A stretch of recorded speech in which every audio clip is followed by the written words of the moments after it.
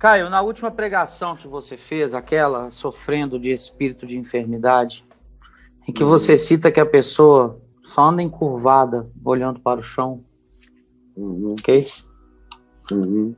Só anda encurvada, olhando para o chão, não vê nenhuma perspectiva de vida, isso, não vê nenhuma perspectiva de vida, cavando abismos. Caio, era como se você estivesse citando a minha pessoa, sabe, cara? Eu imagino. Foi como se você estivesse escaneando a minha mente aqui. Inclusive, várias outras pessoas comentaram nesse vídeo que também sofrem do mesmo mal. Você diz que para ser curada é pela palavra de Jesus que diz: mulher, estás livre da sua enfermidade. Caio, como ser curada desse espírito? Como assim?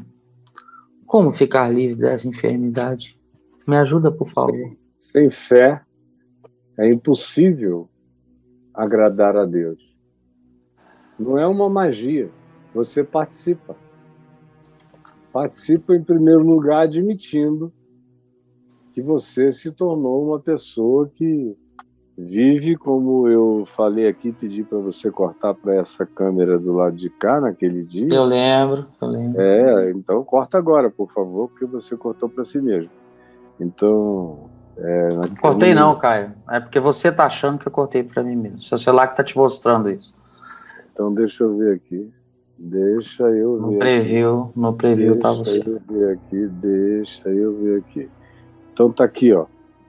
São pessoas que andam em estado de 90 graus, como aquela mulher nunca 90 graus. Enfim, sem fé, a primeira coisa que a fé faz é ajudar você a reconhecer seu estado. Ajuda você a se enxergar, ela te reflete. Segunda coisa, ela te dá a esperança de tomar posse daquela palavra. Fica livre do teu mal. Fica livre da tua enfermidade. Porque eu distingui a doença da enfermidade. Ela acabou adquirindo uma doença com consequências ósseas, de travamento, de posicionamento.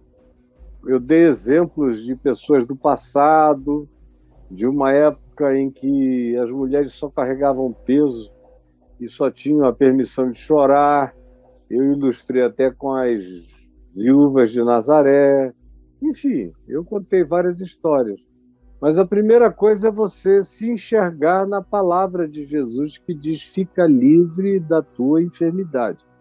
Eu disse que a enfermidade dela estava instalada na mente e que a doença foi o que se manifestou como expressão física, somatizada. Então a primeira coisa é aceitar a cura da mente, que você não tem que viver assim, não precisa viver assim. Agora, até o modo, eu não sei se foi o modo como o Braulio leu, que foi um modo tão cheio de autocompaixão. O Braulio falou assim: Caio, me ajuda a ficar livre da minha enfermidade. Eu não sei se foi a interpretação da leitura do Braulio ou se foi o que ele sentiu de você aí, mas com essa atitude, você não vai se desendireitar, não vai se desimportar, não vai se endireitar para coisa nenhuma. Autopiedade não serve para te curar de nada. Nada. Essa peninha, ai, para de ter pena de você. Crê na palavra de Jesus, que diz: fica livre. Fica livre. Eu estou te dizendo em nome dele, fica livre. Fica livre dessa atitude mental, dessa enfermidade, dessa coisa que tomou conta da tua mente, dos teus pensamentos, dos teus processos, das tuas recorrências. Você tem que ir quebrando isso, quebrando. São vícios antigos, às vezes dificílimos de nos deixarem esses vícios, porque no caso dessa mulher que eu li na sexta-feira, eram 18 anos de condicionamento. Não é fácil a gente deixar 18 anos repetição, de condicionamento, de repetição. Ai de mim, coitadinho de mim. E vai se encurvando e vai tendo pena. Se você falou comigo com o tom com o qual o Braulio leu, você só ouviu uma mensagem, mas não apreendeu, não tomou posse. Porque as coisas só acontecem quando a gente toma posse. Não é quando eu reconheço, há uma chave no meu caminho. No meu caminho há uma chave. E eu nunca tomo posse, nunca uso, nunca abro nada. Não adianta eu, de longe, dizer, Jesus que me quer bem.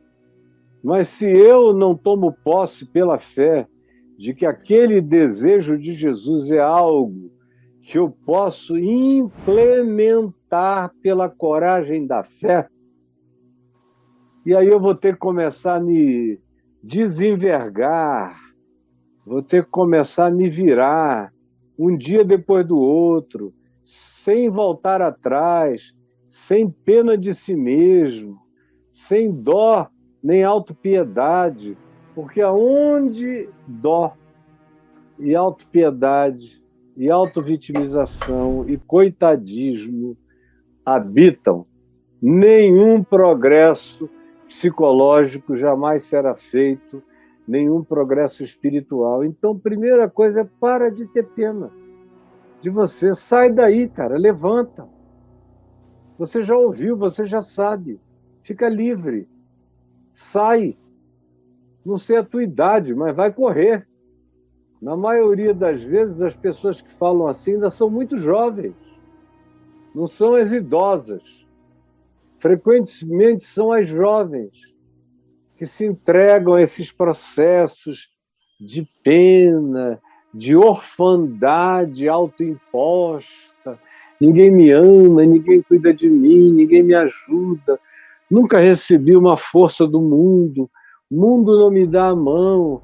Cara, não espera nada do mundo. Eu não espero nada de ninguém, sinceramente. De ninguém. Eu não espero nem dos meus filhos. Para você ver como é que eu vivo. Tudo que vem do mundo para mim, que seja bom, é graça e é bônus. E o que dói é graça também e é ensino. Mas eu nunca tive expectativa sobre os filhos, que eles iam crescer e trabalhar para mim e cuidar de mim e tudo isso de mim. Eles são maravilhosos, me amam, cada dia estão mais gostosos. Quanto mais velhos ficam, mais gostosa é a nossa relação. Mas eles sabem que eu não alimento nenhuma expectativa. Quem quer que queira fazer qualquer coisa, eu ensino a fazerem por eles próprios. Se vocês fizerem bem a vocês mesmos, vocês estarão fazendo bem a mim. Agora, ninguém que tenta fazer bem a mim, sem fazer bem a si mesmo, está fazendo qualquer bem a mim. E eu, particularmente, não espero surpresas de amigos. Eu digo aqui e repito, eu nunca tive um amigo ou um filho que eu tenha cuidado, dado tudo, ajudado, instruído por décadas e décadas que não me tenha traído. Ou que não tenha feito o possível para pagar a minha influência na vida dele ou dela. Não tive nenhum, é uma recorrência à qual eu me acostumei, e era uma convicção que eu já tinha desde jovem. De modo que, quando isso se tornou uma coisa coletiva, de todos juntos, eu até levei um susto que eu não pensei que alguns fossem ter a cara de pau, depois de me declararem tantas coisas na presença dos meus filhos, dos meus amigos e do mundo inteiro, fazerem de conta que eu não tinha nunca existido da vida deles. Eu levei, da parte de alguns, até algum susto.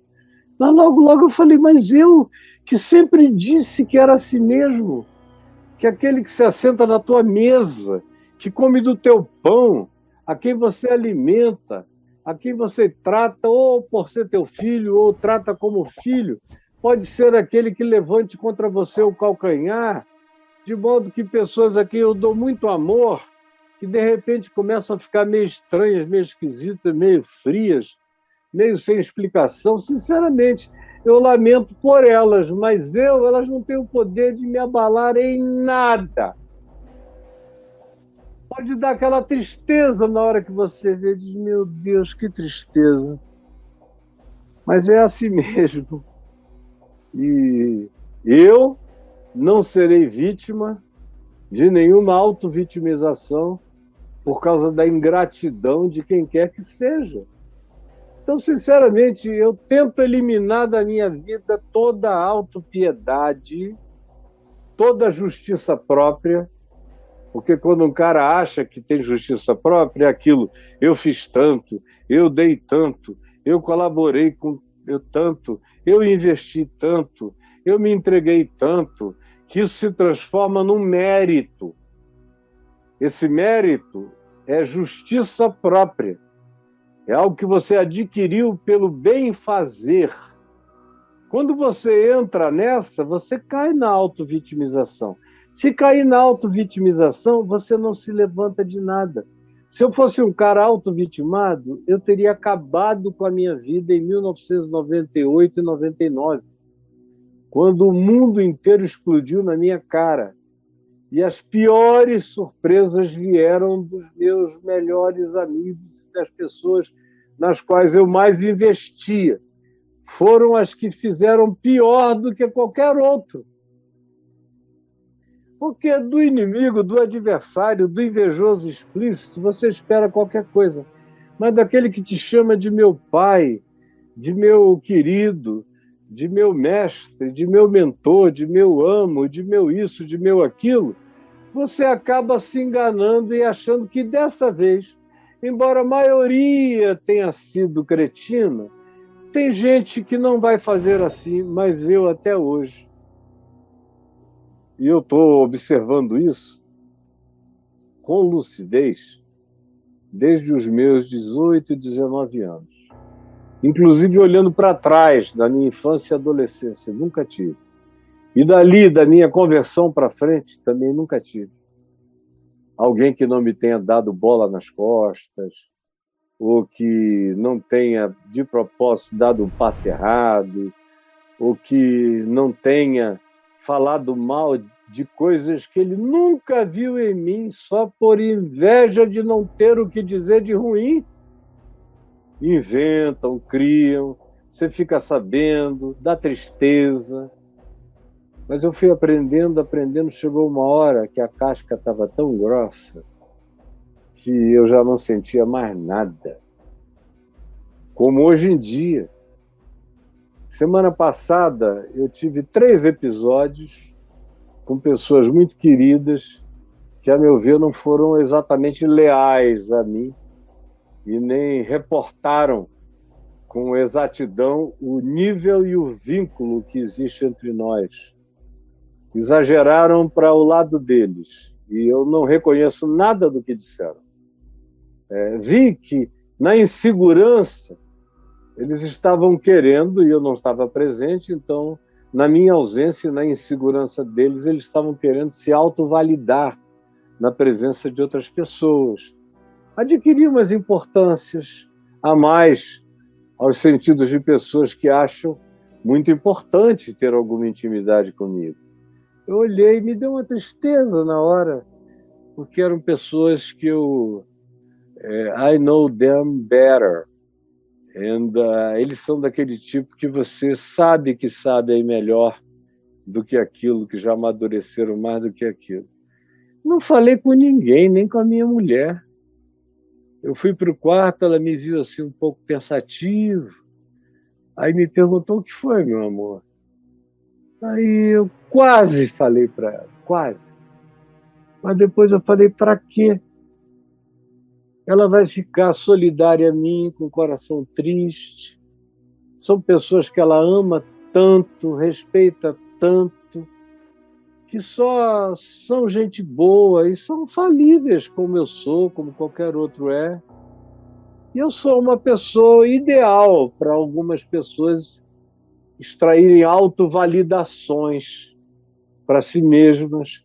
E a melhor maneira é, às vezes, me colocando ou me tratando no nível que elas não me tratam na vida real, retratando isso para o próximo, ou me dando conselhos que nunca me deram para o próximo, coisas do tipo. E que você, às vezes, não espera de pessoas que já atingiram certa maturidade. Foram 3 na mesma semana. E como eram pessoas, e são pessoas muito amadas minhas e muito importantes para mim, me deu uma leve tristeza. E eu peguei e falei, não, deixa eu entendê-los. Eu fiquei no lugar deles, vi a vida com os olhos deles, vi como deve ser difícil ser meu amigo em determinadas circunstâncias e como é inevitável algum tipo de comparação, como tem gente que gostaria de, pelo menos uma vez na vida, se botar assim no mesmo nível, até em superioridade de sabedoria, de conselho, disso ou daquilo. Eu ouvi e falei, não, eu entendo, está tudo esquecido, perdoado, eu os amo, e não vou contar para minha mulher nada, porque eu não quero que o coração dela se polua com coisa alguma. O meu coração está acostumado a apanhar. E tem mais, eu estou acostumado até a louvar aqueles que não são honestos comigo. Quando o que eles dizem eu consigo retirar daquilo ali alguma coisa boa, eu louvo só a coisa boa e não menciono as coisas ruins, nem as omissões, nem as exacerbações de alto valor, nada disso. Eu deixo para lá, é coisa de menino, eu não sou menino, isso aqui que essa pessoa falou é boa, que coisa boa que pelo menos está sendo feita, as pessoas que estão sendo beneficiadas agradecem e o meu coração vai continuar limpo e eu não vou me deixar macular por nada disso. É a minha decisão de não entrar em processo de justiça própria, que acaba criando auto-vitimização, que acaba tirando de você a capacidade de ficar em pé.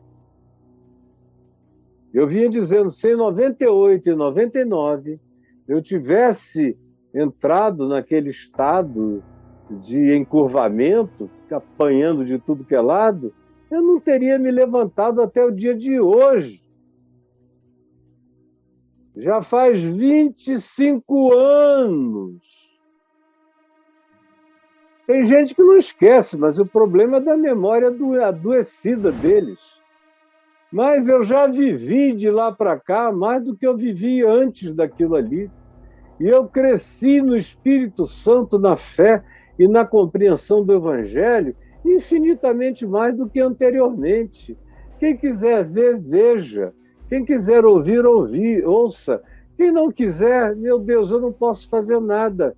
O coração deles apenas ficará endurecido, mas o meu, não.